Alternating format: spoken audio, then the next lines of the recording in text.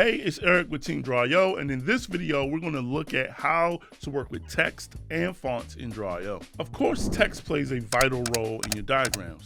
Text adds context and clarity to your shapes and connectors. So let's dive into how to add customized text in Drawio. You can add text anywhere in the editor, whether it's the canvas, a shape, a connector, or an image. For quick text additions to objects, simply select the shape or connector by clicking on it once and then start typing. To add text to any blank shape on the canvas, double-click and select the text option from the shape picker. The text tab is home to familiar customization options like font selection, size adjustment, bold, italic, underline, text color, and alignment. It's your go-to place for basic text formatting to ensure your text looks just right. If you want to customize your text further, double-click on the existing text because sometimes you want to enhance existing content.